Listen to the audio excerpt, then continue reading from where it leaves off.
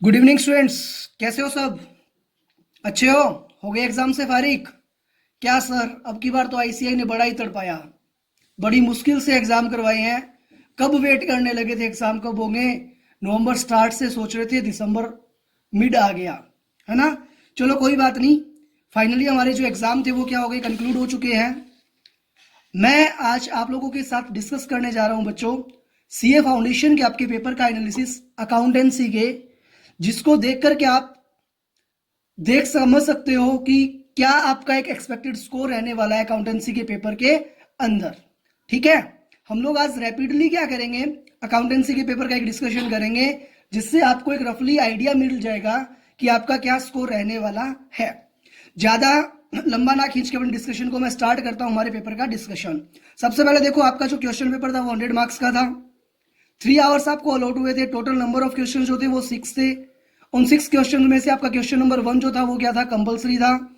Question 1 के बाद जो रिमेनिंग आपके 5 क्वेश्चन थे उनमें से कोई भी 4 क्वेश्चन आपको अटेम्प्ट करने थे। जैसा कि आपको सभी क्लासेस के अंदर मैंने बताया कि जो क्वेश्चंस आपके हैं, एक क्वेश्चन के जितने भी पार्ट हैं वो सारे पार्ट आपको एक जगह करने होते हैं। होपफुली आपने ये गलती नहीं करी होगी। चलो स्टार्ट करते हैं हम लोग। सबसे पहले आपका जो क्वेश्चन नंबर 1 है, जो कंपलसरी क्वेश्चन था, क्वेश्चन नंबर 1 का पार्ट जो ए है, ए पार्ट के अंदर आपसे 6 अलग अलग सब पॉइंट्स पूछे गए थे, जिसके अंदर आपको आंसर करना था ट्रू और फॉल्स के अंदर। पहला जो आपका क्वेश्चन है सर, देखो फर्स्ट क्वेश्चन क्या था, in case of admission of a new partner in a partnership firm the profit loss on revaluation account is transfer to all partners in their new profit sharing ratio.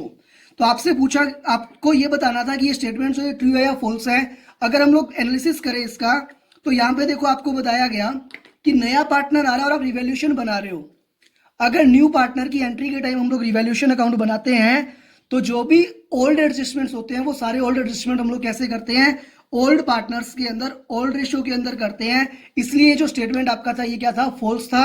आपको लिखना था ये statement क्या है, false है, और reason क्या देना था, because these adjustments are made through old partners in their old profit sharing ratio. जो आपका पार्ट 2 था क्वेश्चन 1 का ए पॉइंट में, वो था in the balance sheet of X limited preliminary expenses amounting to ₹5 lakh and securities premium account of ₹35 lakhs are appearing. The accountant can use the balance in security premium account to write off preliminary expenses. तो जब आप लोग company law पढ़ते हो, वहां पे आपको बताया जाता है कि सिक्योरिटी प्रीमियम अकाउंट के क्या कुछ रेस्ट्रिक्टिव यूज होते हैं। उसके अंदर एक यूज बताया गया कि सिक्योरिटी प्रीमियम अकाउंट का जो यूज है वो प्रीमियम एक्सपेंसेस को राइट ऑफ करने में किया जा सकता है। उसी प्रोविजन को ध्यान में रखते हुए हम लोग ये लिखेंगे कि जो स्टेटमेंट है वो ट्रू है। अगर आपको सेक्शन पता है तो आप सेक्शन कोट कर सकते हो कंपनीज एक्ट का, सेक्शन 52 सब सेक्शन 2 जो था वो यहाँ पे आपका एप्लीकेबल हो रहा था। उसके बाद बात करें सर, अगर हम लोग आगे, जो आपका थर्ड पार्ट था इस क्वेश्चन का, उसके अंदर क्या दिया हुआ है, insurance claim received on account of plant and machinery completely damaged by fire is a capital receipt. हमें यहां पे देखना था कि क्या ये उस फर्म का रेगुलर ट्रांजैक्शन है या नहीं है। तो क्या एक फर्म, एक बिजनेस प्रोप्राइटर जो है वो डेली अपनी एसेट्स को जलाता है और उसका क्लेम रिसीव करता है? नहीं सर, ऐसा नहीं होता। तो फिर क्या है सर, ये एक्स्ट्रा ऑर्डिनरी आइटम था, इसके कारण इससे होने वाली रिसिप्ट जो है वो क्या होती है, कैपिटल रिसिप्ट होती है। तो ये जो स्टेटमेंट हमारा वो क्या रहेगा, वो स्टेटमेंट हमारा ट्रू रहेगा। और आपको लिखना था ट्रू है, क्योंकि ये जो ट्रांजेक्शन आपका है वो रूटीन नेचर का नहीं है, एक्स्ट्रा ऑर्डिनरी है, इसलिए हम लोग इसको क्या ट्रीट करेंगे, कैपिटल रिसिप्ट ट्रीट करेंगे। जो आपका पार्ट 4 था उसके अंदर पूछा गया, purchase of office furniture and fixtures of ₹2500 has been debit to general expense account, it is an error of omission. ये जो क्वेश्चन था आपका स्टूडेंट्स, ये पूछा गया रेक्टिफिकेशन ऑफ एरर वाले चैप्टर से, जिसमें आपको ये बताया जाता है कि अगर आप किसी एक्सपेंस को असेट्स ट्रीट कर लेते हो या किसी असेट्स को एक्सपेंस ट्रीट कर लेते हो, तो उसको हम लोग बोलते हैं जी एरर ऑफ प्रिंसिपल। बट इन्होंने यहां पे क्या लिखा, एरर ऑफ ओमिशन। इसके कारण ये जो आपका स्टेटमेंट है वो क्या हो गया, फॉल्स हो गया। आपको लिखना था स्टेटमेंट क्या है, फॉल्स है, उसके बाद लिखना था in this case there is error of principle. और साथ में आप लिख के आते हो कि एरर ऑफ ओमिशन कब होता है, जब हम लोग किसी एंट्री को रिकॉर्ड करना भूल जाते हैं तो एरर ऑफ ओमिशन होता है। अगर आपने ये लिखा तो आपको 2 मार्क्स इस पर्टिकुलर पॉइंट के लिए अवार्ड किए जाएंगे। 5th पॉइंट आपका A limited is sending goods costing ₹50,000 to be limited on consignment basis. हम लोगों ने कंसाइनमेंट चैप्टर के अंदर ये देखा था कि अगर एक फर्म दूसरी फर्म को, एक पार्टी दूसरी पार्टी को गुड्स भेजती है तो वो सेल्स नहीं होती है। आगे क्या लिखा हुआ देखो, the accountant of A limited is of the opinion that these goods should be sent under a sale invoice. तो ये सेल्स नहीं है, तो इसके लिए सेल्स इनवॉइस सर इश्यू नहीं किया जाएगा। तो क्या इशू किया जाएगा, इसके लिए कंसाइनमेंट नोट जो है वो इशू किए जाते हैं, सेल्स इनवॉइस नहीं बनाया जाता क्योंकि एक्चुअल सेल्स नहीं होती। इसके कारण जो आपका ये स्टेटमेंट है वो क्या है, ये स्टेटमेंट आपका फॉल्स है। पॉइंट नंबर 6 की अगर मैं बात करूं, a concern proposes to discontinue its business from December 20 and decides to dispose of all its plants with in a period of 3 months. तो इस लाइन से हमें ये पता चल रहा है सर कि जो हमारा बिजनेस है वो क्या है, एज ए गोइंग कंसर्न काम नहीं करेगा। स्टूडेंट्स देखो यहाँ पे क्या बोला गया कि बिजनेस जो है वो बंद कर रही है कंपनी 3 मंथ्स के बाद, और जो भी एसेट्स है डिस्पोज ऑफ कर रही है, तो कहीं ना कहीं आपकी गोइंग कंसर्न अजम्पशन क्या है वो अफेक्ट हो रही है। The balance sheet as on 31 December should continue to indicate the plants at historical cost. किस पे दिखा दिया, हिस्टोरिकल कॉस्ट पे, as the assets will be disposed of after the balance sheet date. Historical cost पे नहीं दिखा सकते। इस केस के अंदर आपको जो आपका अकाउंटिंग स्टैंडर्ड 10 है उसके अंदर ये बताया जाता है कि ऐसे आइटम्स को किस पे दिखाना होता है, हमें नेट रिलाइजेबल वैल्यू पे दिखाना होता है। रिलाइजेबल बेसिस पे क्या होते हैं, आपके बुक्स ऑफ अकाउंट्स प्रिपेयर किए जाते हैं इस केस के अंदर। ठीक है, ये हमारा डिस्कशन हुआ क्वेश्चन 1 के पार्ट ए के बारे में। नेक्स्ट जो आपका था वो था what services can be a chartered accountant provide to the society. 4 marks के लिए आपको ये क्वेश्चन पूछा गया था। तो देखो जो कुछ आप पढ़ रहे हो सिलेबस के अंदर वो सब चीजें आप लिख सकते हो। जैसे एक जो चार्टर्ड अकाउंटेंट होता है वो टैक्स कंसल्टेंट का काम करता है, एक सीए जो होता है वो ऑडिटिंग का काम करता है, एक सीए जो होता है वो अकाउंटिंग का वर्क करता है, एक सीए जो होता है वो जीएसटी का काम कर सकता है, अदर कंसल्टेंसी सर्विसेज जो है वो सब प्रोवाइड करता है। कोई भी 4-5 पॉइंट्स आप इसके अंदर लिख सकते थे। अगर आपने ये 4-5 पॉइंट्स लिखे हैं इसके अंदर तो आपको 4 मार्क्स अवार्ड किए जा सकते हैं। नेक्स्ट हमारा क्वेश्चन जो है क्वेश्चन 1 का part C, the following are some of the transactions of messrs Kamal and sons for the year ended 31 March 2020। You are required to make out their sales book. हमें क्या करना है, इनकी सेल्स बुक मंगानी है। सेल्स बुक क्या होती है, सब्सिडरी बुक्स होती है। सब्सिडरी बुक्स वाला चैप्टर आप लोग स्टूडेंट्स स्लाइटली लेकर के जाते हो। जब आपको क्लासेस के अंदर ये बताया गया था उस क्लास में आपको अच्छे से बताया मैंने कि अगर हम लोग क्या करते हैं, सब्सिडरी बुक्स की बात करते हैं, सब्सिडरी बुक्स के अंदर केवल वो ट्रांजेक्शन्स रिकॉर्ड किए जाते हैं जो, अगर मैं बात करूं सेल्स बुक की, तो सेल्स बुक के अंदर केवल और केवल क्रेडिट सेल्स के जो ट्रांजेक्शन्स है वो रिकॉर्ड किए जाएंगे। उसके अलावा अगर आपने और कोई आइटम बेचा तो वो भी इसके अंदर रिकॉर्ड नहीं होगा गुड्स के अलावा, और अगर आपने कोई ट्रांजेक्शन कैश में किया तो वो भी रिकॉर्ड नहीं होगा। इसके अकॉर्डिंग जो आपका पॉइंट नंबर 1 है वो देखो क्या है, sold to messrs Ashok and Mukesh on credit 40 shirts at the rate 900 per shirt, 30 trousers at the rate 1000 per trouser less trade discount. केवल इस एक फर्स्ट पॉइंट की एंट्री आपको करनी थी। सेकेंड पॉइंट में आपको लिखना था कि क्योंकि ये जो ट्रांजेक्शन है वो सेल ऑफ ओल्ड फर्नीचर का है और फर्नीचर की सेल जो है वो कंपनी का गुड्स नहीं है, इसलिए सेल्स बुक में नहीं आएगा। और थर्ड पॉइंट के लिए आपको लिखना था कि बिकॉज इस क्वेश्चन के अंदर क्या है, ये जो हमारा ट्रांजेक्शन है सेल ऑफ शर्ट्स का वो कैश के अंदर है, इसलिए हम लोग उस ट्रांजेक्शन को यहाँ पे कवर नहीं करेंगे। ठीक है सर, ये हमारा डिस्कशन हुआ बच्चों किसके बारे में, क्वेश्चन नंबर 1 के बारे में। अब मैं डिस्कशन पे आता हूँ क्वेश्चन नंबर 2 के। क्वेश्चन नंबर 2 का जो आपका ए पार्ट है वो 10 मार्क्स के लिए पूछा गया। क्वेश्चन किससे रिलेटेड था, बीआर से रिलेटेड था, बिल्स ऑफ जो आपका बैंक रिकंसिलिएशन स्टेटमेंट है उससे रिलेटेड था। क्या पूछा देखो, क्या गिवन आपको, on 31 March 2020 Mahesh cash book show A debit overdraft of rupees 98,700। On comparison he finds the following. जब हमने कंपेयर किया किसका किससे, कैश बुक का पासबुक के साथ, तो क्या पता चला, out of the total cheque of rupees 8,900 issued on 27 March, one cheque of rupees 7,400 was presented for payment on 4 April. Cheque हमने इशू किया है बट प्रेजेंट कब हुआ, अप्रैल के अंदर, नेक्स्ट मंथ में जाकर के। जैसे आपने चेक इशू किया आपने कैश बुक का बैलेंस क्या कर दिया होगा, कम कर दिया होगा।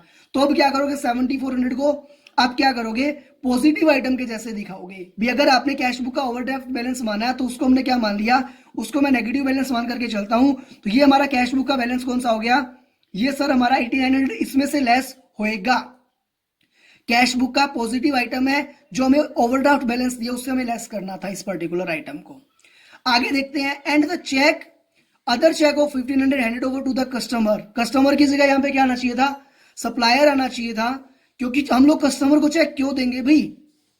तो मेरा मानना यह है कि यहाँ पे सप्लायर आना चाहिए था was returned by him, उसने हमें रिटर्न कर दिया, and in lieu of that a new check of the same amount was issued। Cheque हमने नया इशू कब किया है? अप्रैल में इशू किया है। पहले वाला चेक हमने क्या कर रखा, उसका बैलेंस हमने कम कर दिया, बट पासबुक से कम नहीं हुआ, इसलिए 1500 भी आपके क्या होंगे, एड बैक किए जाएंगे। टोटल 8900 रुपीज आपका एज ए पॉजिटिव आइटम क्या होगा, इस ट्रांजेक्शन के अंदर आपको लिखना था। सेकेंड पॉइंट क्या है, out of total cash and cheques of rupees 6800 deposit into bank. आपने 6800 रुपीज का डिपॉजिट करवाए थे काम बैंक के अंदर, तो 6800 रुपीज आपके जैसे आपने डिपॉजिट करवाए, कैश बुक का बैलेंस आपने बढ़ा दिया। 2600 वॉज क्लियर ऑन 3 अप्रैल। 2600 रुपए के जो चेक है वो आपके नेक्स्ट मंथ में क्लियर हुए हैं, और एक चेक जो 500 का वो बैंक ने रिटर्न कर दिया आपको 4 अप्रैल को। 3100 रुपीज का जो आपका बैलेंस है वो आपने कैश बुक में गलत बढ़ा दिया था, और हम लोग कैश बुक लेकर के बैठे हैं, इसलिए आइटम हमारा क्या होगा, जो भी ओपनिंग बैलेंस दिया उसके अंदर ऐड हो जाएगा, और इसको हम लोग शो करेंगे as a negative item. Next जो हमारा केस है वो है bank charges rupees 35 and bank interest 2860 charge by bank appearing in the passbook are not yet recorded in cash book. तो ये ट्रांजेक्शन आपका भाई पहले रिकॉर्ड कहां हो गया बच्चों, ये ट्रांजेक्शन आपका पहले रिकॉर्ड हो गया पासबुक के अंदर, और अभी तक कैश बुक में हमने कोई एंट्री नहीं करी है। अगर हमने कैश बुक में एंट्री नहीं करी है और हम लोग कैश बुक लेकर के बैठे हैं, तो इसका इफेक्ट हमें कैश बुक में डालना पड़ेगा। ये पर्टिकुलर आइटम आपका नेगेटिव आइटम बनेगा, और जो ओपनिंग बैलेंस उसके अंदर क्या होगा, ऐड हो जाएगा। इसी तरीके से नेक्स्ट आपका क्या है, cheque deposit in his another account 1550 wrongly credit in his bank account by the bank. Bank ने 550 रुपीज आपके बैंक अकाउंट पासबुक के अंदर क्रेडिट कर दिए, बट आपने कैश बुक के अंदर अभी तक उसकी कोई भी एंट्री नहीं करी है। तो अब आप क्या करोगे, इसके लिए हमें हमारा जो कैश बुक का बैलेंस है वो कैश बुक का बैलेंस सर चेंज करना पड़ेगा। कैश बुक के बैलेंस को हम लोग क्या करेंगे, इंक्रीज कर देंगे कितने रुपीज से, 1550 से। जो ओपनिंग बैलेंस दिया सी आइटम क्या हो जाएगा आपका, डिडक्ट हो जाएगा। नेक्स्ट है आपका point number 5, a cheque of rupees 800 drawn on his account was wrongly debit in another bank by the bank. आपने 800 रुपए का चेक लिखा था, लिखते ही आपने कैश बुक का बैलेंस कम कर दिया होगा, मींस जो बैंक आपसे पैसे मांग रहा था वो और मांगने लग गया, बट आपकी पासबुक में वो बैलेंस अभी तक कम नहीं हुआ, तो कैश बुक में वापस क्या करोगे, एज ए पॉजिटिव आइटम आप शो कर दोगे, और जो ओपनिंग बैलेंस उससे क्या हो जाएगा, डिडक्ट हो जाएगा। A debit of rupees 3500 appearing the bank statement for an unpaid cheque return for being out of date. जैसे हमने एक चेक इशू किया तो क्या हुआ, वो डेबिट कर दिया गया and deposit in the bank account again in 5 अप्रैल 2020। इस चेक, इस पर्टिकुलर आइटम के लिए हमें क्या करना पड़ेगा, जो बैंक है उसने हमारा बैलेंस जो हमसे मांग रहा था वो बैलेंस बढ़ गया, हमारे जो पैसे थे बैंक ने डिडक्ट कर दिए। अब हम लोग क्या करेंगे, कैश बुक से भी अपना बैलेंस कम कर देंगे, और ओपनिंग बैलेंस में क्या हो जाएगा आपका, ऐड हो जाएगा। नेक्स्ट पॉइंट की अगर मैं आपकी बात करूं तो दिया हुआ 7th point, the bank allowed interest on deposit rupees 1000। Bank ने 1000 रुपए आपके अकाउंट के अंदर क्रेडिट कर दिए, तो आप भी क्या करोगे, कैश बुक के अंदर इसको 1000 रुपीज पॉजिटिव आइटम के जैसे शो कर दोगे। 8th पॉइंट आपका क्या है, ए कस्टमर वो received a cash discount of 4% on his account of rupees 1 lakh paid a cheque on 20th March 2020। Cashier erroneously enter the gross amount in the bank column of the cash book. आपके bank account से क्या हुआ, customer ने 96,000 rupees deposit करवाए थे, but आपने क्या किया, कैश बुक के अंदर 1 लाख रुपीज डिपॉजिट कर दिए, तो आपने 4,000 रुपए जो है वो एक्स्ट्रा डिपॉजिट कर दिए। अब आप उनको रिवर्स करोगे तो 4,000 रुपीज आप यहां से क्या करोगे, लेस करोगे, और जो भी आपका एड और लेस करके जो आपका फाइनल आंसर है वो यहां पे आ जाएगा। पार्ट बी की अगर मैं बात करूं तो जो पार्ट बी आपका है वो पूछा गया है इन्वेंट्री वाले चैप्टर से। इन्वेंट्री वाले चैप्टर से 10 मार्क्स का क्वेश्चन आपको पूछा गया है, जिसके अंदर देखो भी क्या है, physical verification of stock in a business was done on 23rd of Feb 2020। The value of the stock was rupees 28 lakh। The following transactions took place from 23rd Feb to 29th Feb 20। आपने वो closing stock का verification पहले ही कर लिया, आगे कुछ adjustments दिए हुए हैं। लास्ट में देखते हैं, पहले कैलकुलेट क्या करना है, determine the value of stock on 29th Feb 2020। आपको क्लोजिंग स्टॉक की वैल्यू निकालनी है, तो हम लोग केवल जो डिस्कशन कर रहे हैं हमारा वो क्लोजिंग स्टॉक के अकॉर्डिंग कर लेते हैं। फर्स्ट पॉइंट क्या है, out of the goods Saint on consignment goods at cost worth 2,30,000 were unsold. 2,30,000 के गुड्स आपके पास अभी भी क्या है, अनसोल्ड पड़े हैं। तो ये जो पर्टिकुलर आइटम है वो क्या होगा आपका, ऐड कर दिया जाएगा क्लोजिंग स्टॉक के अंदर, क्योंकि जब हम लोग इन्वेंट्री वाला चैप्टर पढ़ते हैं तो वहां पे आपको अच्छे से बताया गया है कि अगर कोई गुड्स आपका जो है वो कस्टमर के पास पड़ा है तो उसको आप लोग कैसे ट्रीट करोगे, उसको आप क्लोजिंग स्टॉक के जैसा अपना क्लोजिंग स्टॉक मान के ट्रीट करोगे। इस कारण ये जो आपके 2,30,000 है, ये आपके क्या, ये जो आपका ट्रांजेक्शन है उसके अंदर स्टॉक की वैल्यू में आप क्या कर दोगे, ऐड कर दोगे इस पर्टिकुलर ट्रांजेक्शन की वैल्यू को। सेकेंड पॉइंट क्या हमारा, purchase of ₹3 lakh were made out of which goods worth 1,20,000 were delivered as on 5th of March 20। हमने कोई परचेज करी थी 3 लाख की, जो परचेज जाहिर सी बात हमने कब की होगी, 23 फरवरी की बाद की होगी। उसमें से 1,20,000 का गुड्स हमें रिसीव कब हुआ, नेक्स्ट मंथ मार्च में जाकर के रिसीव हुआ है। तो उसको लिए हम लोग कुछ नहीं करेंगे, हम लोग अपना जो स्टॉक है वो कितने से इंक्रीज करेंगे, 3 लाख माइनस 1,20,000, 1,80,000 रुपीज के लिए आपको अपना एडजस्टमेंट करना है। पॉइंट नंबर 3 क्या करें, sales for ₹13,60,000 which includes goods worth ₹3,20,000 send on approval. हमने सेल्स करी अभी 13,60,000 की, उसमें से 3,20,000 का किस पे, सेंड ऑन अप्रूवल पे है। तो अगर हमें इन्वेंट्री के लिए पूरा ट्रेडिंग अकाउंट बनाना तो हम लोग इस आइटम को सेल्स में से लेस करते हैं, बट हमें क्या करना है, क्लोजिंग स्टॉक की वैल्यू निकालनी है, तो हम लोग इसको इग्नोर कर सकते हैं। क्या बोल रहा है, देखो half of this goods were return, 3,20,000 में से हाफ गुड्स 1,60,000 का गुड्स आपके पास क्या आ गया, रिटर्न आ गया बिफोर 29 Feb 20। तो ये तो हमारे क्लोजिंग स्टॉक की वैल्यू में इंक्लूड हो गया होगा, but no information is available regarding the remaining. तो बाकी जो 1,60,000 का गुड्स बच गया उसके लिए आपके पास कोई इन्फॉर्मेशन नहीं है, उस गुड्स को आप क्या करोगे, ऐड कर दोगे अपनी क्लोजिंग स्टॉक के वैल्यू के अंदर। पॉइंट नंबर 4 क्या है, goods are sold at cost plus 25%। जैसे इन्होंने ये बात लिखी goods are sold at cost plus 25%, तो जो पॉइंट नंबर 1 और 3 है वहां पे क्या है, मेरे पास अनसोल्ड गुड्स दिया हुआ है, और फर्स्ट पॉइंट पे गुड्स एट कॉस्ट दिया हुआ है, तो वहां पे हमें इसका कोई एडजस्टमेंट नहीं करना। सेकंड वाले में परचेज की वैल्यू दी है तो यही वैल्यू आएगी, बट थर्ड वाला जो हमारा पॉइंट था, जो हमने गुड्स की वैल्यू निकाली 1,60,000, उसमें से हम लोग क्या करेंगे, 20% लेस कर देंगे। सर 20% लेस क्यों किया, क्योंकि आपको जो वैल्यू गिवन है वो कौन सी दी है, सेल वैल्यू दी हुई है। प्रॉफिट ऑन कॉस्ट 25% है, तो प्रॉफिट ऑन सेल्स कितना होगा, 20% होगा। यही मानते हो हम लोग क्या करेंगे, इस 1,60,000 माइनस 20%, 1,28,000 हम लोग क्या करेंगे, क्लोजिंग स्टॉक की वैल्यू में ऐड कर देंगे। However goods costing 2,40,000 had been sold for 1,50,000। इसका आपको कुछ करने की जरूरत है सच नहीं थी। Determine the value of stock on 29 Feb 2020। Lottery question था, लड्डू क्वेश्चन था आपका 10 नंबर के लिए, जिसमें कुछ भी ज्यादा आईसीआई ने आपसे नहीं पूछा। अगर आपने थोड़ा सा भी इन्वेंट्री की प्रैक्टिस करी है तो इजीली आप इस क्वेश्चन को सोल्व कर सकते थे। नेक्स्ट आता है स्टूडेंट्स हमारा क्वेश्चन नंबर 3। क्वेश्चन नंबर 3 का पार्ट ए।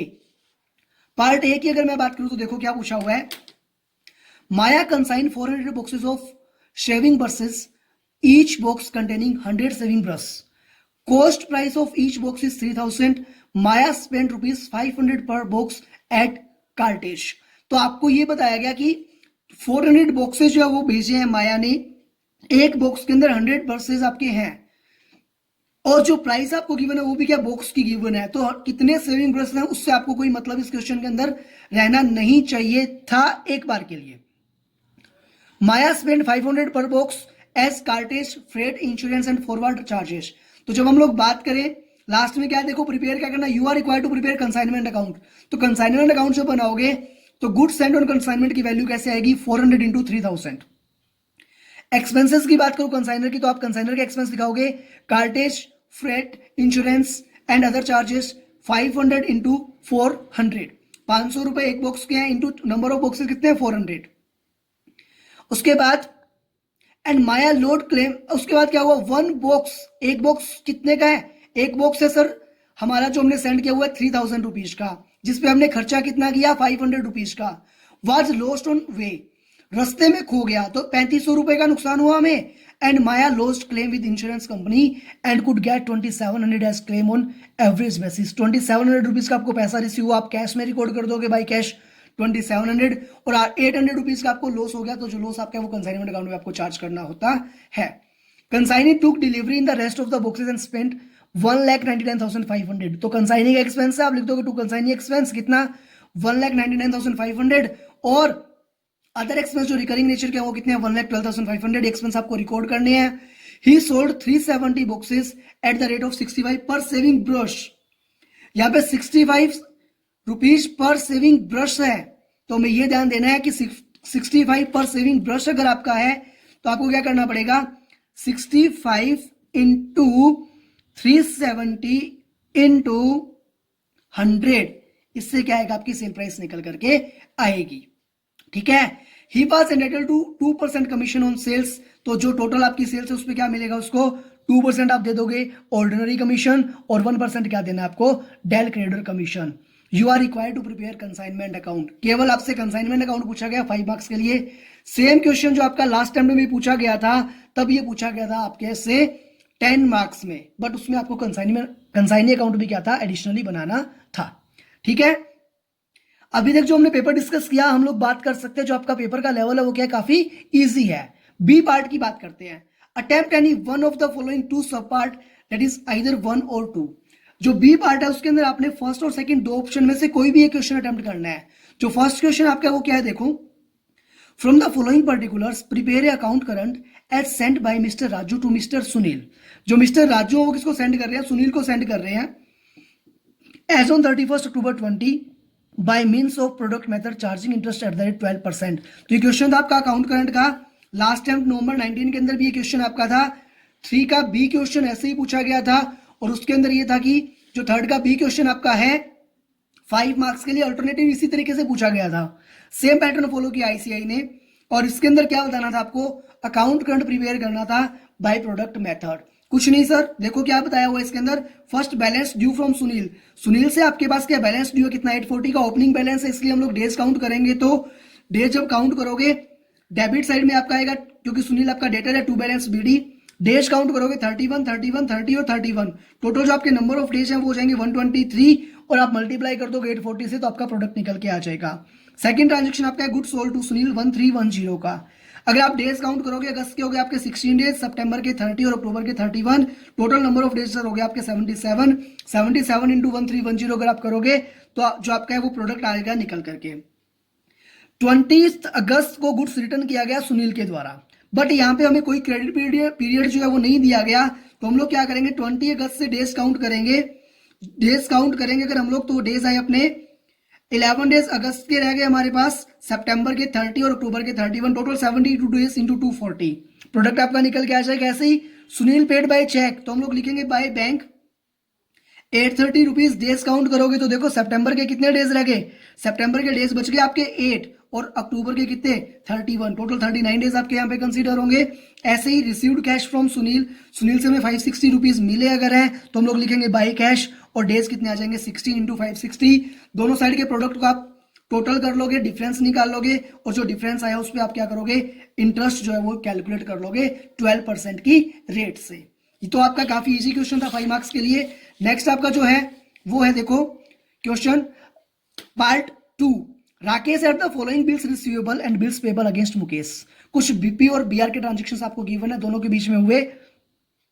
उसके बाद क्या लिया, 15 August was a public holiday, however 6 September was also declared sudden holiday. 15 अगस्त आपकी क्या है, पब्लिक हॉलीडे। पब्लिक हॉलीडे के केस में स्टूडेंट्स आपको अच्छे से बताया गया था कि अगर पब्लिक हॉलीडे किसी पर्टिकुलर ट्रांजेक्शन के अंदर आता है तो हम लोगों को पहले वाली जो डेट होती है मींस 14th ऑफ अगस्त हम लोग कंसीडर करेंगे ड्यू डेट, और अगर सडन हॉलीडे है तो हम लोग next date that is 7th of September हमें कंसीडर करनी थी एज ए ड्यू डेट। तो जो भी आपको बिल्स के ट्रांजेक्शंस दे रखे हैं उसके अंदर आप टेन्योर ऐड करके क्या करोगे, पहले ड्यू डेट्स निकालोगे। अगर मैं बीआर की बात करूं 1 जून वाला, उसमें 3 मंथ्स ऐड करोगे तो जुलाई अगस्त सितंबर और 3 डेज ग्रेस के 4th ऑफ आपका क्या आएगा, सितंबर आएगा। 5th जून वाले ट्रांजेक्शन के लिए निकालें तो क्या आएगा, 8th ऑफ सितंबर। 9th जून वाले के लिए क्या आएगा आपका, एक महीना जुलाई, 12th जून 2 मंथ्स, तो जुलाई अगस्त 15 अगस्त आ गया। 15 अगस्त हो नहीं सकता तो क्या लेंगे यहाँ पे 14th ऑफ अगस्त लेंगे। ऐसे ही हम लोग क्या करेंगे 20 जून से 3 months, July August September, 23rd of सितंबर। जो बीपी वाले ट्रांजेक्शन उसकी बात करें तो 29 मई वाले के लिए 1st ऑफ अगस्त आ जाएगी। 3rd जून वाले के लिए क्या आएगी अपनी 3rd June plus 3 months, July August September, 6th of September, but 6 सितंबर को क्या है सडन हॉलीडे, तो यहाँ पे आपकी ड्यू डेट क्या लोगे आप 7th of September. Next transaction आपका कब है 9th ऑफ जून को, 1 मंथ ऐड करोगे तो क्या आ जाएगा जुलाई 12। अब देखेंगे सबसे पहले की डेट कौन सी है 12th ऑफ जुलाई, तो हम लोग 12th ऑफ जुलाई को एज बेस डेट लेकर के इस क्वेश्चन को आराम से सोल्व कर सकते हैं। कोई बड़ा क्वेश्चन नहीं था, बहुत ही इजी क्वेश्चन आपका था। पार्ट सी को डिस्कस करें हम लोग, तो देखो Suresh draws a bill for ₹15,000 on Anup on 15th April 2020 for 3 months। अब अनूप नाम के देख के ये मत बोलना सर आपने पेपर सेट किया है क्या, ऐसा कुछ नहीं है। Which Anoop returns to Suresh after accepting the same. Suresh ने एक बिल लिखा, अनूप ने एक्सेप्ट किया। सुरेश के लिए क्या है बीआर, अनूप के लिए क्या है BP. Suresh gets it discounted with the bank for ₹14,700। तो पहले दोनों एक दूसरे को बीपी और बीआर लिखने की एंट्री जो आपको आती है अच्छे से आप कर सकते हो। सुरेश एंट्री क्या कर देगा, सुरेश के लिए बीआर है और अनूप के लिए क्या है बीपी। सॉरी क्या है, सुरेश ने ड्रॉ किया है और अनूप ने एक्सेप्ट किया, तो अनूप के लिए क्या है बीपी है। अनूप एंट्री क्या करेगा, सुरेश टू बीपी, और सुरेश क्या करेगा बीआर टू अनूप। उसके बाद सुरेश ने क्या किया, डिस्काउंट करवा लिया। डिस्काउंट कराओगे तो bank account debit, discount charges account debit to BR. 1/3 amount जो है उसने क्या किया, रेमिट कर दी अनूप को। तो जो 300 आपका डिस्काउंट लगा उसका 1/3 डिस्काउंट चार्ज करेगा सुरेश अनूप से। सुरेश की बुक्स में आपको एंट्री करनी है, तो सुरेश एंट्री क्या करेगा, Anoop account debit 5,000 to bank 4,900 to discount 100 rupees. ठीक है, उसके बाद क्या है,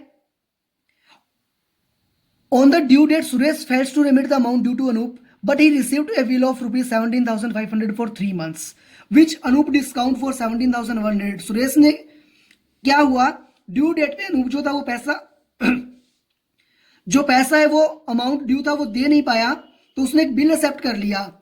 सुरेश ने एक्सेप्ट करके अनूप को दिया, अनूप ने डिस्काउंट करवा लिया और पैसा 2820 क्या किया, सुरेश को भेज दिया। तो देखो सुरेश को कितने पैसे पहले अनूप को भेजने थे, अगर हम लोग देखें 9800 रुपीज पहले से इनका एडजस्टमेंट चल रहा था प्लस 2825 का, दोनों जोड़ करके जो प्रोपोर्शनल डिस्काउंट आएगा वो चार्ज किया जाएगा। Before the maturity of renewed bill Suresh becomes insolvent. Suresh insolvent हो गया, only 50% was realised from his estate. तो ऐसे सेम क्वेश्चन आपने क्या है स्टडी मैट के अंदर बहुत सारे डिस्कस किए हुए हैं आपने। सिमिलर क्वेश्चन आपका था, केवल वैल्यू जो थी वो चेंज करी हुई थी, बाकी इस क्वेश्चन के अंदर ऐसा कुछ खास नहीं था। नेक्स्ट अपना क्या है, पार्टनरशिप का क्वेश्चन दिया हुआ आपको, क्वेश्चन नंबर 4 पार्ट जो आपका है वो ए 10 मार्क्स के लिए क्वेश्चन पूछा गया था अभी।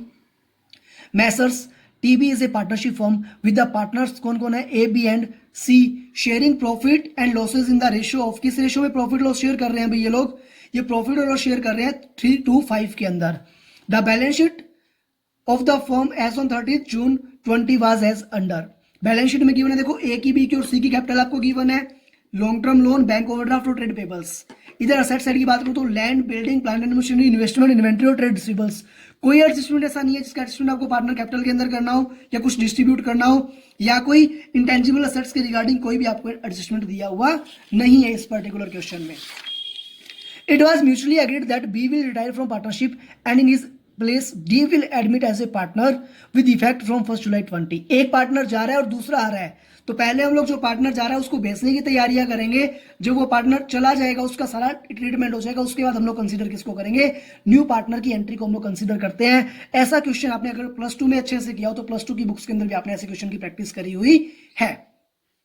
पॉइंट नंबर ए क्या है, देखो goodwill of the firm is to be valued at ₹3 lakh due to the firm's location advantage but the same will not appear as on assets in the books of reconstituted firm। जो firm की goodwill है वो कितनी है, 3 lakh rupees है, but उसको आपको books के अंदर शो नहीं करना। तो क्या करोगे, जब जो ओल्ड पार्टनर जा रहा है तब तो आप क्या करोगे, रिटायरिंग पार्टनर को दे दोगे, है ना। जब हम लोग ओल्ड पार्टनर जा रहे हैं तो क्या करेंगे, रिटायरिंग पार्टनर को उसका शेयर दे देंगे, और जब नया पार्टनर आ रहा है तो नया पार्टनर जब आएगा तो हम लोग क्या करेंगे, नए पार्टनर से उसका शेयर हम लोग चार्ज कर लेंगे, एडजस्टमेंट जो हम लोग पास कर सकते हैं। या जब नया ओल्ड पार्टनर जा रहा है तब हम लोग गुडविल अकाउंट क्या करेंगे, पार्टनर्स के प्रॉफिट शेयरिंग जो भी रेशियो है सैक्रिफाइसिंग और गेनिंग वाला, उस रेशियो के अंदर आप क्या करोगे, उसको एडजस्ट कर दोगे। पॉइंट नंबर 2 क्या है, building and plant and machinery are to be valued at 95% and 80% of the respective balance sheets. तो रिवैल्यूएशन आप कर सकते हो बैलेंस शीट वैल्यूज का, क्या किया 95 और 80% किया, तो इनकी वैल्यू कम करिए, डेबिट साइड में आप लिख दोगे रिवैल्यूएशन के। इन्वेस्टमेंट पार्टनर लेके चला गया 46,000 में, बट थे कितने के इन्वेस्टमेंट थे सर हमारे क्वेश्चन के अंदर 42,000 के, और पार्टनर 46 में ले गया तो 4,000 का आपको प्रॉफिट हो गया। रिवैल्यूएशन के अंदर दिखाना है और पार्टनर कैपिटल में कितना दिखाओगे, 46,000 ही दिखाओगे। ट्रेड रिसीवेबल्स क्या है, 85% गुड है, तो उसका इफेक्ट आपको रिवैल्यूएशन के अंदर डालना था। In the reconstitution form the total capital will be ₹4 lakh which will be contributed by A, C and D in their profit sharing ratio 3:4:3 के रेशियो में क्या करना था आपको, कैपिटल जो है न्यू पार्टनर की वो रखनी है। कैपिटल एडजस्टमेंट का आपका एक छोटा सा पॉइंट यहाँ पे डाला हुआ था। तो जो न्यू कैपिटल आएगी 4 लाख को आप क्या करोगे, फर्स्ट क्या आ जाएगी 120 ए की, सी की आ जाएगी 160 और डी की कितनी आ जाएगी 120। The amount due to retiring partner shall be transfer to his loan account. तो जो भी आपको लास्ट की बात करोगे तो आपको बीस कैपिटल टू कैश नहीं करना, वहां पे क्या करोगे, बीस कैपिटल जो बनाओगे उसके अंदर लिख दोगे to B's loan account. You are required to prepare evaluation account and partners capital account. Accounts are reconstitute along with your working. तो जो नेसेसरी वर्किंग नोट्स थे वो सब आपको देने थे और ये क्वेश्चन आपको करना था।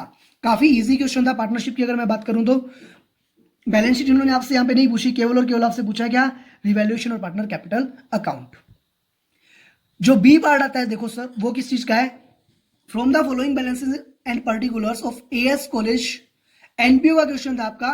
एनपीओ के लिए जैसा कि एक्सपेक्टेड था, अब की बार एजुकेशन इंस्टीट्यूशन का क्वेश्चन आपके लिए इंपॉर्टेंट था और वही पूछा गया आईसीआई के द्वारा। क्या दिया हुआ है देखो भाई, जो आइटम्स है मैं पूरा आपका इनकम एंड एक्सपेंडिचर वो जो अकाउंट्स है वो मैं डिस्कस नहीं करा, आपको बता देता हूं पर्टिकुलर आइटम को आपको क्या ट्रीट करना था। जो स्टार्टिंग में आपको आइटम्स गिवन है देखो, क्रेडिट बैलेंस वाले हैं, सिक्योरिटी डिपॉजिट स्टूडेंट्स से। जब स्टूडेंट्स हमारे पास एडमिशन लेते हैं हम उनसे सिक्योरिटी डिपॉजिट लेते हैं, बट जब वो स्टूडेंट्स छोड़ करके जाएंगे हम लोग क्या करेंगे, उनको रिफंड करेंगे, रिटर्न करेंगे। तो ये हमारी होगी लाइबिलिटीज। कैपिटल फंड का आपको पता है, बिल्डिंग फंड का आपको पता है, सब क्या लाइबिलिटीज है। Income, tuition fees received. Education institution के लिए क्या होती है, इनकम होती है। गवर्नमेंट ग्रांट की आपकी इनकम है। Interest on dividend and investment क्या इनकम होगी। हॉस्टल में बच्चे रह रहे हैं तो वो भी हमारी इनकम आएगी। जो अदर मैस रिसीव्ड बच्चे रहते हैं वो खाना खाते हैं, उनके लिए उसने कुछ पैसे चार्ज किए, भी क्या हमारी इनकम है। कॉलेज स्टोर्स सेल्स आपको गिवन है। आउटस्टैंडिंग एक्सपेंसेस क्या आएगी आपकी, लाइबिलिटीज आएगी प्लस एक्सपेंस के अंदर आपको ऐड करना। लाइबिलिटीज आएगी केवल, एक्सपेंस में आपको इसका ट्रीटमेंट करने की जरूरत नहीं है क्योंकि आपको पर्टिकुलर ट्रायल बैलेंस के जैसे बना करके दिया हुआ है। स्टॉक ऑफ स्टोर्स ओपनिंग दिया हुआ है। परचेज दी हुई है आपको। सैलरीज, टीचिंग की, रिसर्च की, स्कॉलरशिप की, student welfare expense, games and sports expense, ये सब क्या आपके एक्सपेंस हो गए। अदर इन्वेस्टमेंट, इन्वेस्टमेंट क्या होते हैं, हमारी असेट्स होती है। Land, building, plant and machinery, furniture and fittings, motor vehicles, ये सब आएंगे असेट्स के अंदर आएंगे हमारे। डेप्रिशिएशन, प्रोविजन फॉर डेप्रिशिएशन बना करके दिया हुआ है। क्रेडिट बैलेंस दिया हुआ है भाई। अब की बार जो डेप्रिशिएशन आप लगाओगे, चार्ज करोगे, वो इसके अंदर क्या होगा, ऐड हो जाएगा। और फिर जो ये डेप्रिशिएशन वाली वैल्यू है ये सब आएंगी बैलेंस शीट के अंदर, हमें लाइबिलिटी साइड के अंदर दिखानी है। कैश एट बैंक कितना 3,16,000। और लाइब्रेरी के देखो कुछ नहीं लिखा हो, बुक्स मानोगे, बुक्स मान करके आप क्या करोगे, इसको असेट्स आपको दिखाना था। एडजस्टमेंट में क्या दिया हुआ, materials and supplies consumed. Teaching, research, student welfare, games और स्पोर्ट्स ट्रीटमेंट आपको पता है। एक्सपेंस कैसे चार्ज करना है। ट्यूशन फीस रिसीवेबल, तो क्या है आपकी रिसीवेबल अभी मिली नहीं है और एडजस्टमेंट के अंदर है तो असेट्स आएगी ना आपकी। असेट्स आने के साथ साथ क्या करना है, जो भी इफेक्ट आपको रिसीवेबल्स है ट्यूशन फीस के अंदर ऐड करना पड़ेगा। Stores selling price are fix to give a net profit of 15%। तो इससे आपको निकालना पड़ेगा कि जो हमारे पास ओपनिंग स्टॉक है, क्लोजिंग स्टॉक हम लोग यहाँ से इंफॉर्मेशन क्लोजिंग स्टॉक की हमें गिवन नहीं थी। क्लोजिंग स्टॉक आप यहाँ से क्या कर सकते हो, कैलकुलेट कर सकते हो। प्रॉफिट की इन्फॉर्मेशन आपने इन्होंने आपको दे दी।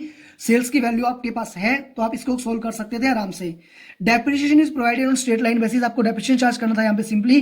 तो थोड़ा सा लेंथी क्वेश्चन जरूर था बट डिफिकल्ट नहीं था। आगे चलते हैं हम लोग क्वेश्चन नंबर 5 के पार्ट ए पे। Messrs Applied Laboratories were unable to agree the trial balance as on 31st March 20 and have raised a suspense account for the difference। जो ये मेसर्स एल लेबोरेटरी है, इनका क्या हुआ, इन्होंने अपनी ट्रायल बैलेंस मिलाई बट मैच नहीं हो रही, सस्पेंस अकाउंट ओपन करके छोड़ दिया। तो पता चल रहा है ये हमारा क्वेश्चन क्या है, ये क्वेश्चन है हमारा रेक्टिफिकेशन का। और लास्ट में क्या करना है, you are required to pass journal entries to rectify the above mistakes. तो आपको एंट्रीज पास करनी थी। जो एक आपके मन में डाउट आता है कि एंट्रीज करनी है, स्टेटमेंट लिखना है, वो डाउट आईसीआई ने क्लियर कर दिया कि क्या करो, एंट्रीज पास कर दो आप। फर्स्ट ट्रांजेक्शन क्या था, रिपेयर में during the year were wrongly debit to building. Repair करवाई थी आपने, क्या किया, बिल्डिंग में डेबिट कर दी wrongly. Repairs made during the year were wrongly debit to the building. तो अब आपको क्या करना है, बिल्डिंग में डेबिट कर दी तो बिल्डिंग को कर दो क्रेडिट और डेबिट किसको कर दोगे, रिपेयर को। एंट्री बनेगी आपकी repair account debit to building. Second आपका है additions of the freight column in purchase journal was short. Purchase journal में फ्रेट कॉलम का जो आपका है वो क्या रह गया, शॉर्ट रह गया। तो फ्रेट आपका कम गया होगा टोटल फ्रेट का एक्सपेंस के अंदर। अब आप पास करोगे entry freight account debit to suspense account. Goods to the value of 1050 return by a customer Rani and company had been posted. Posted का मतलब आपने लेजर के अंदर गड़बड़ करी है भाई, to the debit of Rani and company. आपने एंट्री करनी थी sales return account debit to Rani, but हमने क्या किया, रानी के अकाउंट को गलती से डेबिट कर दिया। तो सेल्स रिटर्न हमें डेबिट करना चाहिए था, वो हमने नहीं किया, अब हम लोग कर देंगे। But posted on the debit of Rani account. देखो गड़बड़ क्या है, रानी के अकाउंट में आपने डेबिट पोस्ट करना भूल गए तो सेल्स रिटर्न आपने सही किया होगा, गड़बड़ का है केवल रानी अकाउंट में। रानी अकाउंट आपको क्रेडिट करना था, आपने डेबिट कर दिया। अब क्या करेंगे, हम एंट्री पास कर देंगे suspense account debit to Rani and company, कितने से, 2100 रुपीज से। फोर्थ पॉइंट आपका क्या है, sundry items of furniture sold for rupees 30,000 had been entered in the sales book. Furniture बेचा था, सेल्स बुक में नहीं जाना चाहिए था, सेल्स में लिख दिया, सेल्स आपने बढ़ा दी। The total of which had been posted to sales account, तो सेल्स को कम करना है, एंट्री करोगे sales account debit to furniture, कितने से, 30,000 से। देखो इसका ध्यान रखना है आपको कि फर्नीचर हमने क्रेडिट क्यों किया। आप बोलोगे सर यहां पे आपने सस्पेंस क्यों नहीं किया। इस एंट्री के अंदर देखो आप, हम लोग क्या करें, हमने फर्नीचर बेचा है ओल्ड, तो ये एंट्री जो आपकी पर्टिकुलर है वो कहां जानी चाहिए थी, ये एंट्री सर हमारी कैश बुक के अंदर जानी चाहिए, हमने सेल्स बुक में एंटर करी है। तो इसका मतलब इसका जो इफेक्ट हमारा फर्नीचर अकाउंट पे जाना चाहिए था वो भी अभी तक नहीं गया। अगर आईसीआई ऑल्टरनेट एजम्पशन लेकर के चलता है तो फिर क्या हो सकता है, यहाँ पे sales account debit to suspense account आपका हो सकता है। फिफ्थ पॉइंट क्या आपका, a bills of exchange received from Raja and company 20,000 had been return by bank as dishonoured. जब भी बीआर डिसऑनर होता है हम एंट्री क्या करते हैं, हम लोग एंट्री करते हैं, क्या एंट्री पास करोगे, जब आपका बीआर डिसऑनर हो गया, बैंक ने आपको वापस दे दिया तो बैंक को आप क्रेडिट करोगे और जो डेटर है उसको डेबिट करोगे। Had been credit the bank and debit BR account, हमने बीआर अकाउंट को डेबिट कर दिया। डेबिट करना क्या चाहिए था हमें, बीआर अकाउंट हमें डेबिट नहीं करना चाहिए था, हमें डेटर को अकाउंट को डेबिट करना चाहिए था। रेक्टिफिकेशन एंट्री क्या करोगे, debtor account debit to BR account. ठीक है, ये हमारा डिस्कशन हुआ 5A के बारे में। फिफ्थ का बी पार्ट क्या है आपका, max and company employs a team of 9 workers who were paid rupees 40,000 per month each in the year ending 31st December 18। 31st December 18 तक हम लोग 9 जो वर्कर्स थे उनको 40,000 रुपए पर मंथ पे कर रहे थे। At the start of 19 the company rate salary by 10%, 44,000 per month. तो अगर मैं बात करूं इस साल हमारा एक्सपेंस कितना आना चाहिए, 44,000 ही रहेगा। On 1 July 19 the company hired 2 trainees, 2 trainees और आ गए। पहले तो हमारे पास स्टार्टिंग में कितने वर्कर्स थे, 9 वर्कर्स ही थे और उनको हमें पे कितना करना था, 9 इंटू 44,000। जुलाई से आ गए आपके पास 2 वर्कर और, मंथ्स कितने भाई, 12 मंथ्स, तो इंटू कर दोगे आप 12। किसके केस में, एम्प्लॉइज के केस में। ट्रेनीज की अगर बात करूं तो ट्रेनीज आए 2, सैलरी कितनी है 21,000 की, और 1 जुलाई से है तो उन्होंने कितने मंथ्स काम किया, 6 months. The worker force are paid salary on the first working day of the next every month, अगले महीने हम लोग पे करते हैं 1 मंथ इन एरियर। जैसे जनवरी का जो पेमेंट है सैलरी वो कब मिलेगी आपको, फरवरी में, फरवरी वाली कब मिलेगी, मार्च में, मार्च वाली कब मिलेगी, अप्रैल में। So that the employees receive their salaries for January on the first working day of Feb. You are required to calculate amount of salaries which would be charge to PNL account. Current year में क्या cost आएगी, तो देखो 44,000 into 12 into 9 और 2 into 21,000 into 6, ये तो हमारा आ गया करंट ईयर का एक्सपेंस जो हमें चार्ज करना है किसमें, पीएनएल के अंदर। सेकंड पॉइंट क्या था, amount actually paid salary. Actually paid में एक ट्विस्ट आ जाएगा, क्या आ जाएगा कि जो हमने यहाँ पे 12 मंथ्स किया उसकी जगह हमें कितने कंसीडर करने पड़ेंगे, जो लास्ट ईयर की दिसंबर मंथ की सैलरी थी 40,000 वो हमने इस साल पे की होगी जैन के अंदर, और बाकी रिमेनिंग 11 मंथ्स हमने पे किया होगा 44,000। तो 40,000 इंटू 1 इंटू 9, और सेकंड केस में आपका क्या आ जाएगा 44,000 इंटू 11 इंटू 9। और जो ट्रेनिंग है उसके लिए केस में आपने पेमेंट कितना किया, अभी 5 मंथ्स का पेमेंट किया है, तो 21,000 इंटू 2 इंटू 5 आपका यहाँ पे आ जाएगा, जो एक्चुअल पेमेंट की बात आएगी वहां पे। आउटस्टैंडिंग सैलरी, तो देखो 9 वर्कर्स की लास्ट मंथ की सैलरी बाकी है और 2 जो ट्रेनिंग है उनकी लास्ट मंथ की सैलरी बाकी है, तो 44,000 इंटू 9 और 21,000 इंटू 2। ठीक है, ये था आपका इस क्वेश्चन का एक छोटा सा डिस्कशन। सी पार्ट क्या था, following are the manufacturing account. Last year जो आपका अटेम्प्ट हुआ था उसके अंदर सेम क्वेश्चन, इसी टाइप का क्वेश्चन मैन्युफैक्चरिंग अकाउंट का पूछा गया था, और अब की बार भी चांसेस क्या थे कि मैन्युफैक्चरिंग अकाउंट का क्वेश्चन पूछा जाएगा। वही पूछा इन्होंने, कुछ आपको ट्रांजेक्शंस दे के कुछ वैल्यूज आपको दी हुई नहीं है, इजीली आप क्या कर सकते हो, इनको ऐसे बैलेंसिंग फिगर रख करके जो इन्फॉर्मेशन है उनके बेसिस पे आप कैलकुलेट कर सकते हो। क्रेडिटर्स की डिटेल्स देखो, ओपनिंग बैलेंस, क्लोजिंग बैलेंस आपको गिवन है, बैंक गिवन है, तो अगर हम लोग चाहें तो यहां से क्या निकाल सकते हैं, जो भी हमारी क्रेडिट परचेज है क्रेडिटर से वो हमारी निकल करके आ सकती है। क्रेडिट परचेज आपके पास आ जाएगी। उसके बाद मैन्युफैक्चरिंग अकाउंट के अंदर रॉ मटेरियल की वैल्यू आपको दिखानी है कि रॉ मटेरियल कितना है, और ये जो फिलिंग द ब्लैंक्स है आपको फिल करने थे। फर्स्ट पॉइंट क्या, परचेज ऑफ मशीनरी आपने 12 लाख की परचेज करी 1 अप्रैल 19 को, बस has been omitted machinery chargeable depreciation आपको चार्ज करना था मशीनरी पे 15% की रेट से। अब आपके पास दिक्कत ये थी कि जो मशीनरी पे डेप्रिसिएशन चार्ज करेंगे वो मैन्युफैक्चरिंग में करें या P&L में करें तो आप अजम्पशन मान सकते हैं कि जो असेट्स आपकी वो किसकी है, फैक्ट्री के अंदर यूज आ रही है, उसका आप डेप्रिसिएशन चार्ज कर सकते हो, किसके अंदर, मैन्युफैक्चरिंग के अंदर चार्ज कर सकते थे। वेजेस क्या है, वर्कर्स की आपकी है 3,15,000 और लेबर ऑफ ऑफिस, ऑफिस वाली P&L में जाती है, बट वर्कर्स की जो है वो कहाँ जाएगी, फैक्ट्री के अंदर, मैन्युफैक्चरिंग अकाउंट के अंदर आपकी जाएगी। Direct expenses includes following, electricity charges 80,000 office, 25% to office, तो 20,000 आपका ऑफिस का, बाकी 60,000 कहाँ का होगा, बाकी 60,000 आपका होगा मैन्युफैक्चरिंग का, फैक्ट्री का, तो चार्ज होगा मैन्युफैक्चरिंग अकाउंट में। फ्यूल चार्जेस मैन्युफैक्चरिंग के अंदर आता है। फ्रेट इनवार्ड गुड्स परचेज किया, ट्रेडिंग के अंदर जाएगा। डिलीवरी चार्जेस टू कस्टमर्स आपका जो है, कस्टमर्स को आपने सेल्स करी, carriage outward. You are required to prepare revise manufacturing account, आपको नया मैन्युफैक्चरिंग अकाउंट बनाना था और रॉ मटेरियल अकाउंट बनाना था। अगेन आप इस क्वेश्चन को सोल्व कर सकते थे देख करके आराम से। अब देखो हमारा last question, question number 6 part A. ABC Limited issued 20,000 equity shares of rupees 10 each payable as 2 on application, 3 on allotment for first call, 1 final call. All the shares were subscribed. Money due on all shares was fully received except for Mr. Bird holding 300 shares. देखो कुछ नहीं question में, simply 20,000 shares थे, उतनी ही application आई और आपने receive भी कर ली, सारे सब्सक्राइब हो गए, कोई डिस्काउंट हो नहीं सकता आप, जो कि कोई सिक्योरिटी प्रीमियम कुछ नहीं क्वेश्चन के अंदर। बट इतना इजी क्वेश्चन दे कैसे सकता है आईसीआई, हजम नहीं हो रही थी बात। चलो एक छोटा सा एडजस्टमेंट डाल दिया आईसीआई ने। क्या, बर्ड एक पर्सन था जिसने 300 शेयर्स पे क्या नहीं दिया, first and final call money नहीं दी, उसके शेयर्स आपको फोरफिट करने हैं, फोरफिट कर सकते हो।